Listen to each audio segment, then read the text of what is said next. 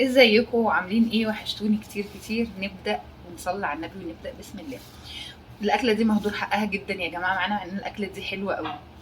دي فاصوليا بيضه، بس يا رب اكون قلت اسمها صح، بتلخبط بينها وبين اللوبيا، بس عم اعتقد فاصوليا بيضه. ده ربع كيلو فاصوليا بيضه. انا بجيب من قبلها بيوم وبنقعه من بالليل في ميه، يا اما لو انت جايباه ومستعجله بتغلي كتل وبعدين بتحطيها عليها بدل ما بتسلقيها يعني وكده، بتخليها لحد ما تنفش كده، ويعني خلاص هي يعتبر ايه فيها تكه كده، فاهماني؟ وبعد كده تصفيها من الميه. دوت كيلو طماطم، ودي بصلايه مفرومه في الكبه، فصين توم مفرومين. التوابل بقى: معلقه ملح كبيره، نص معلقه فلفل، نص معلقه كمون. الكمون هنا على فكره اختي بتتخانق معايا تقول لي كل اكلك بتحطي فيه كمون. لا، انا الاكل بحط فيه توم بحط فيه كمون وما اعرفش ليه. ماشي.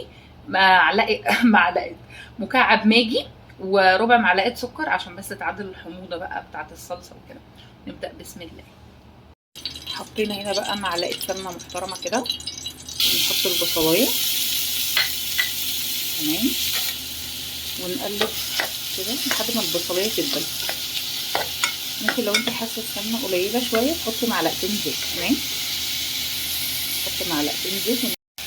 قلبنا البصلايه دي، اول ما تبتدي تصفر معاكي كده هتاخدي معلقه الثوم تحطيها هي معايا، بتدي ريحه وطعم حلو قوي للفاصوليا. تمام.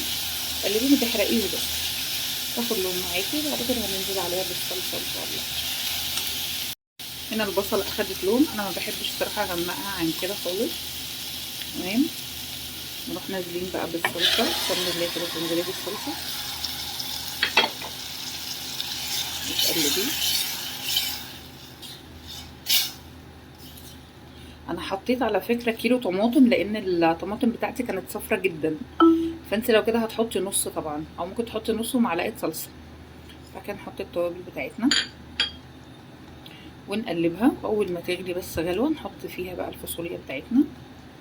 بعد كده بقى نزودها من اي شوربه عندك بقى، شوربه لحمه، شوربه فراخ، ما عندكيش زودي ميه عادي يعني. بعد ما الصلصه غليت كده معاكي نحط بقى فيها الفاصوليا، تاخد غلوه بس في الصلصه من غير ما تزودي لها حاجه في الاول، بس عشان تاخد من طعم الطماطم والتوابل اللي انت حطاها. وبعد كده زوديها بقى من الشوربه اللي عندك او ميه زي ما اتفقنا. تمام. تاخد غلوه واحده بس. هي هنا خلاص كانت خدت الغلوتين بتوعها. بصي بقى هنزودها زي ما قلنا، بعد كده بقى تسيبيها ايه لحد ما تستوي معاكي. خلاص يعتبر كده استوت نص سوا على فكره، ما تاخدش وقت خالص في التسويه. لو انت بقى بتحبيها زي انا وولادي في الفرن كده واخده وش، خليكي معايا نص دقيقه كمان. الاول نزودها، عاملين شوربه لحمه نزود منها كده كبشتين 3. احنا هنا بعد ما استوت خلاص 3/4 سوا. لو انت بقى بتحبيها في الفرن برام بقى حلو زيك كده يا ست الكل، وتروحي مفضياها فيه. تمام. لو انتوا بتحبوا اللحمه فيها، يعني احنا من الناس اللي مش بنحب اللحمه فيها صراحه في الخضار، بس عادي مفيش مشكله، نجرب كده. احنا بنحبها محمره في السمنه يعني. تمام. بقى طعمها احلى كتير صراحه، بس مفيش مشكله نجرب. وبعد كده نحطها في الفرن تاخد بس ايه وش معانا من فوق كده، ونرجع مع بعض تاني.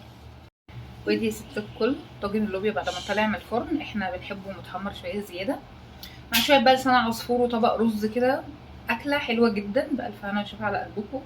اتمنى الفيديو يكون كويس بالنسبه لكم، بس انا بعتذر بس لان انا كنت بصور بايد وبعمل بايد. ان شاء الله هحسن الصوره المره الجايه. باي باي.